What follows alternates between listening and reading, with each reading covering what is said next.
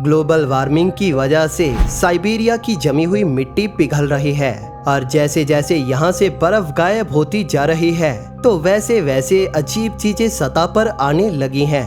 अब ऐसा ही कुछ जो हजारों सालों से बर्फ में दबकर सो रहा था वह अचानक से वापस आ गया है। शोधकर्ताओं ने ऐसा क्या खोजा है और क्या इस खोज से इंसानों के जमने और हजारों साल बाद वापस जीवन में आने की संभावना पैदा हो जाएगी? आइए जानते हैं। आज से 2.6 मिलियन साल पहले जब हमारी पृथ्वी पर मैमथ्स घूमते थे तब पृथ्वी पे एक और प्राणी था जो शायद सबसे टफेस्ट और सबसे नन्हा जानवर था जिसके बारे में आपने कभी नहीं सुना होगा। बीडोलॉइड रोटिफर को हेलो कहिए। ये एक माइक्रोस्कोपिक मल्टी सेल्यूलर क्रिएचर है जिसमें एक कॉम्प्लेक्स एनाटॉमी है जो हमारे ग्रह के सबसे रेडिएशन रेजिस्टेंट जानवरों में से एक है जो starvation, low oxygen, year of dehydration और एक्सट्रीम एसिडिक एनवायरनमेंट्स में भी रह सकता है। लेकिन इसके इतना खास होने के बाद भी आपने अब तक इसके बारे में क्यों नहीं सुना? ऐसा इसलिए है क्योंकि यह जीव पहले अज्ञात था और साइबेरियन परमाफ्रॉस्ट में 24,000 सालों से जमा हुआ था और ये अभी भी जीवित है। दोस्तों, साइबेरियन परमाफ्रॉस्ट एक ऐसा इलाका है जो हजारों सालों से ऐसे ही जमा हुआ है। दोस्तों, इतना ही नहीं बल्कि साइबेरियन परमाफ्रॉस्ट के पिघलने के बाद ये टाइनी क्रिएचर खाना खाने और प्रजनन करने के लिए ऐसे चलने लगा जैसे कि कुछ भी नहीं हुआ था। लेकिन ये कैसे पॉसिबल है? फिलहाल वैज्ञानिक अभी भी यह समझ नहीं पाए हैं कि ये छोटा जानवर अपनी सेल्स और ऑर्गन्स के जमे हुए होने जैसी विनाशकारी स्थितियों से कैसे बच सकता है और टूटे हुए डीएनए को ठीक करने में कैसे सक्षम है। लेकिन वह इसका पता लगाने की कोशिश कर रहे हैं। लेकिन यह पहली बार नहीं है जब बर्फ में जमी कोई पुरानी चीज फिर से जीवित हो गई हो। 2018 में रूसी वैज्ञानिकों ने 2 अलग अलग जगह पर परमाफ्रॉस्ट में दबे 2 छोटे राउंड वर्म्स पाए जिनकी उम्र 32,000 से 42,000 साल के बीच थी। जब एक बार तापमान काफी गर्म हो गया तो ये क्रिएचर्स वापस जीवित हो गए और इधर उधर घूमने लगे और खाना खाने लगे। अगर वास्तव में ये सच है तो इसका मतलब है कि ये हमारी पृथ्वी के 2 सबसे पुराने ज्ञात लिविंग क्रिएचर्स हैं। अब वैज्ञानिक इन माइक्रो एनिमल्स के सीक्रेट बायोलॉजिकल कोड को अनलॉक करने की कोशिश में व्यस्त है ताकि हम पृथ्वी और उसके बाहर अदर एनिमल सेल्स, टिश्यूज और ऑर्गन्स को सुरक्षित करने में सक्षम हो सके। और यही कारण है कि वैज्ञानिकों ने रोटिफर्स और टार्डीग्रेड्स दोनों को बाहरी अंतरिक्ष में भेजा है। टार्डीग्रेड की बात करें तो यह एक माइक्रो एनिमल है जो सुपर टफ है। यदि आप इस माइक्रो क्रिएचर के बारे में पहली बार सुन रहे हैं तो ये ऑड लुकिंग माइक्रोस्कोपिक एक्सट्रीमोफाइल है जिन्हें वाटर बियर्स या मॉस पिगलेट भी कहते हैं।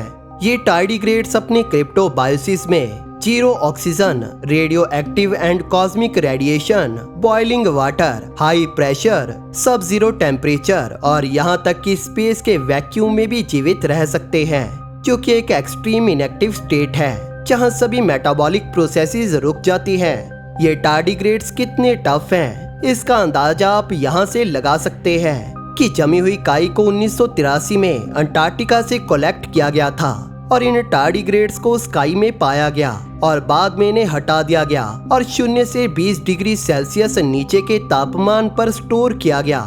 लेकिन मई 2014 में जापानी वैज्ञानिकों ने इनमें से एक टार्डीग्रेड को अनफ्रीज किया। 2 हफ्ते बीत गए और इन क्रिएचर्स ने चलना खाना शुरू कर दिया और उसने 19 अंडे दिए जिनमें से 14 हेल्थी वाटर बियर्स किसी समस्या या दोष के पैदा हुए। हम बात कर रहे हैं एक ऐसे जीव की जो पिछले 30 सालों से बर्फ में जमे हुए थे। अब यह इनक्रेडिबल है, लेकिन ये पहली बार नहीं है जब वैज्ञानिकों ने किसी ऐसी चीज को पुनर्जीवित किया है जो हजारों सालों से बर्फ में जमी हुई थी और सो रही थी। 2014 में वैज्ञानिकों ने एक एंशिएंट वायरस की खोज की जो 30 मीटर गहरी परमाफ्रॉस्ट की एक परत से ढका हुआ था। और 30,000 से अधिक वर्षों से निष्क्रिय पड़ा हुआ था। लेकिन बड़ा सरप्राइज तब हुआ जब फ्रांस के वैज्ञानिकों ने इस वायरस को पिघलाया और ये हिलने लगा। और यह वायरस इतना बड़ा है कि आप इसे अन्य वायरस के विपरीत माइक्रोस्कोप से आसानी से देख सकते हैं। इतना ही नहीं, ये अभी भी संक्रामक था। लेकिन रुकिए, चिंता की कोई बात नहीं। ये विशाल वायरस मनुष्य या अन्य जीवों को नुकसान नहीं पहुंचा सकता, लेकिन इसने कुछ सिंगल सेल्ड अमोइबास पर हमला किया और उनका सफाया कर दिया। बेशक सिर्फ इसलिए कि यह प्राचीन वायरस घातक नहीं है, इसका मतलब ये नहीं है कि जमे हुए परमाफ्रॉस्ट के नीचे अभी भी कुछ छिपा हुआ नहीं है जो पिघल सकता है और मनुष्यों को संक्रमित कर सकता है। और कुछ वैज्ञानिकों का मानना है कि ये केवल समय की बात है, जब तक कि साइबेरियन परमाफ्रॉस्ट पिघलने से एक प्राचीन घातक वायरस या प्लेस को हमारे लिए छोड़ देगा। दोस्तों, केवल एंशिएंट टाइनी माइक्रोस्कोपिक क्रिएचर्स नहीं है जो अत्यधिक ठंड से बच सकते हैं। ऐसे अन्य मॉडर्न डे एनिमल्स हैं जो सबआर्टिक टेम्परेचर को संभाल सकते हैं, जैसे वुड फ्रॉग, जो अपने दिमाग और आंखों के साथ अपने शरीर के 70% हिस्से के जमने के बाद भी जीवित रह सकता है, और जिस दौरान इस मेंढक का दिल और सांसें पूरी तरह से बंद हो जाती हैं। लेकिन जैसे ही स्प्रिंग आता है तो ये वुड फ्रॉग अनफ्रीज हो जाता है और उसका शरीर सामान्य हो जाता है। लेकिन यह ऐसा कैसे करता है? वैज्ञानिकों को पता चला है कि वुड फ्रॉग में जर्मिनेटिंग प्रोटीन्स होते हैं जो उनकी सेल से अधिकांश पानी को बाहर निकाल देते हैं और उनका लिवर ग्लूकोज का उत्पादन करने लगता है, जैसे कि एक शुगरी सिरप जो सेल्स को भरता है और एक एंटी फ्रीज के रूप में काम करता है। दोस्तों, यही कारण है कि मनुष्य और अधिकांश अन्य जीव भीषण ठंड से बच नहीं सकते। अब हम जानते हैं कि मनुष्य कुछ हैवी विंटर क्लोथिंग के बिना एक्सट्रीम ठंड से बच नहीं सकते, लेकिन क्या भविष्य में ये संभव होगा कि किसी इंसान को फ्रीज कर दिया जाए और फिर शायद 100 या 1000 साल बाद भी उन्हें फिर से जीवित किया जाए और उन्हें वापस सामान्य अवस्था में लाया जा सके? हम सभी ने साइंस फिक्शन मूवीज में ऐसा देखा है, जहां एक व्यक्ति अंतरिक्ष में लंबे सफर के लिए क्रायोजेनिकली फ्रोज होता है, और कम से कम साइंस फिक्शन में ये क्रायोस्लीप उम्र बढ़ने की प्रोसेस को भी रोकती है। लेकिन यह सच में कितना संभव है? दोस्तों, ऐसी कई कंपनीज हैं जो आपके शरीर को फ्रीज करने के बिजनेस में हैं। या यदि आप किसी ऐसी इनक्यूरेबल डिजीज से ग्रस्त हैं जिसका इलाज आज नहीं है, तो वो आपको क्रायोजेनिकली प्रिजर्व करते हैं। ये आइडिया किसी व्यक्ति के शरीर को फ्रीज करने का है, और फिर जब मेडिकल टेक्नोलॉजी अधिक उन्नत हो जाती है तो व्यक्ति को फिर से जीवित करना और बीमारी का इलाज करना मुमकिन हो सकता है। एल्कोर स्कॉट्सडेल एरिजोना में स्थित है। अब तक उनके पास 180 से अधिक लोग क्रायोजेनिकली फ्रोजन हैं, जब तक कि मेडिकल साइंस इतनी उन्नत नहीं हो जाती कि डॉक्टर्स उन्हें पुनर्जीवित करने और ठीक करने में सक्षम नहीं हो जाते। लेकिन इसके अलावा भी 2 और जगहें हैं जहां आप पैसे देकर क्रायोजेनिकली फ्रोज हो सकते हैं। Cryonics institute in Michigan, USA, Russian KrioRus, जहां कम से कम 50 लोगों के जमे हुए शरीर क्रायोजेनिकली फ्रोजन है। इन जमे हुए मनुष्यों में सबसे पुराना शरीर जेम्स बेडफोर्ड का है, जो कि 73 वर्षीय साइकोलॉजिस्ट हैं, जो अब 50 से अधिक वर्षों से जमे हुए हैं। 1967 में किडनी कैंसर से गुजरने के बाद उनके शरीर को कानूनी रूप से सुरक्षित रखने वाले वे पहले व्यक्ति होने के लिए प्रसिद्ध हैं। 1991 में एल्कर ने बेडफोर्ड को फिर से देखने और उनकी स्थिति की जांच करने का फैसला किया। जब उन्होंने उनके धातु के कैप्सूल को काटा तो वे यह देखकर हैरान रह गए कि उनका शरीर अभी भी अच्छी स्थिति में था। फिर उन्हें एक नए स्लीपिंग बैग में लपेटा गया, वापस लिक्विड नाइट्रोजन में डुबोया गया और एक नए एल्यूमिनियम पॉड में रखा गया। अब आप सोच रहे होंगे कि कैसे ये फैसिलिटीज आपको फ्रीज कर सकती हैं और आपकी सेल्स को पूरी तरह से जमने, फटने और इरिवर्सिबल डैमेज के बिना उम्र बढ़ने की प्रोसेस को रोक सकती हैं। यदि आप आपको फ्रीज करने के लिए किसी कंपनी को हायर करते हैं और जब समय आता है तो उनके क्रायोजेनिसिस्ट आपके सारे ब्लड को जल्दी से निकाल देते हैं, फिर आपके शरीर को एंटी फ्रीज और ऑर्गन प्रिजर्विंग केमिकल के मिश्रण से भर देते हैं, जिन्हें क्रायो प्रोटेक्टिव एजेंट कहा जाता है। फिर वो आपको काटते हैं और फिर आपको एक ऐसे घोल में रखा जाता है जो आपके शरीर को डिहाइड्रेट करता है। फिर आपको -200 डिग्री सेल्सियस पर लिक्विड नाइट्रोजन से भरे चेम्बर में उतारा जाता है।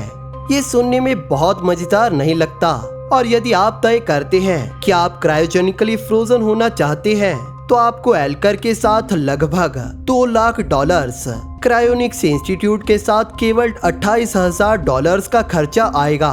और कोई भी निश्चित नहीं है कि रशियन क्रायोरस आपको कितना चार्ज करेगा, लेकिन यह शायद केवल अमीरों के लिए है। कुछ और कंपनीज भी हैं जो देख रही हैं कि आगे क्या होता है, क्योंकि अगर किसी इंसान को सफलतापूर्वक फ्रीज कर लिया जाता है और फिर उसे अपनी इच्छा से फिर से जीवित करना संभव है, तो अंतरिक्ष यात्रा के लिए यह उपयोग बहुत बड़ा होगा। इन कॉरपोरेशंस में से एक स्पेस वर्क एंटरप्राइजेस है, जो नासा के साथ एक स्टैसिस चेम्बर बनाने के लिए काम कर रहे हैं, जो लंबी दूरी की यात्रा करने वाले अंतरिक्ष यात्रियों के लिए स्टेट ऑफ टॉर्पर या मेटाबॉलिकली इनएक्टिव मेडिकली की स्थिति पैदा कर सकते हैं। इन चेम्बर्स के पीछे की साइफाई टेक्नोलॉजी थेराप्यूटिक हाइपोथर्मिया का उपयोग करने पर आधारित है, जहाँ शरीर का तापमान 32 डिग्री सेल्सियस तक कम हो जाएगा और आपको बेहोश कर दिया जाएगा, ताकि आपको एहसास ना हो कि आप सोने के लिए जमे हुए थे। ये आपकी मेटाबॉलिक रेट को सस्पेंडेड एनिमेशन में भेजता है और ये खतरनाक लगता है, लेकिन यह वास्तव में बॉडीली टिश्यूज को काउंटरएक्ट पोटेंशियल इंजरी से बचाता है, जो हाइपोक्सिया के कारण हो सकते हैं। ये चेम्बर माइक्रो ग्रेविटी एक्सपोजर के हार्मफुल इफेक्ट को भी रोकेगा और किलर स्पेस रेडिएशन को बाहर रखेगा, और अंतरिक्ष यात्रियों को इंटरवेनोसली नूरिशमेंट मिलेगी। मेंटल स्टेबिलिटी पर भी इसका पॉजिटिव इफेक्ट पड़ेगा। लेकिन क्रायोजेनिकली रूप से जमे हुए मनुष्य को जगाने और अंतरिक्ष यात्रा के लिए इस तकनीक का उपयोग करने से पहले बहुत सी चीजें हैं जिन्हें मेडिकल साइंस में आगे बढ़ने की आवश्यकता है, जिसमें नैनो टेक्नोलॉजी भी शामिल है, जो मॉलिक्यूलर लेवल पर टिश्यूज की रिपेयर के लिए आवश्यक होगी। हालांकि कुछ वैज्ञानिक कहते हैं कि क्रायोजेनिकली फ्रोजन इंसानों के फिर से जीवित होने की संभावना कम है, लेकिन ये असंभव नहीं है। ऐसा लगता है कि क्रायो स्लीप रियल में एक रियलिटी बन सकते हैं, और अगर ऐसा होता है तो हमारे ब्रह्मांड के किसी भी किनारे तक जाना हम इंसानों के लिए कोई बड़ी बात नहीं होगी। अगर आपको ऐसा कोई मौका दिया जाए तो आप कहां जाना पसंद करोगे, और आपका क्या कहना है इसके बारे में हमें कमेंट सेक्शन में जरूर बताइए। दोस्तों, अगर आपको ये वीडियो पसंद आई तो इसे लाइक और शेयर जरूर करें, और इसी तरह की वीडियोस देखने के लिए हमारे चैनल स्पेस डोज को सब्सक्राइब जरूर कर लें और बेल नोटिफिकेशन ऑन करना ना भूलें, ताकि नई वीडियोस की नोटिफिकेशन आपको अपलोड होते ही मिल जाए। Thank you for watching. दोस्तों, इस वीडियो को अंत तक देखने के लिए आप सभी का धन्यवाद।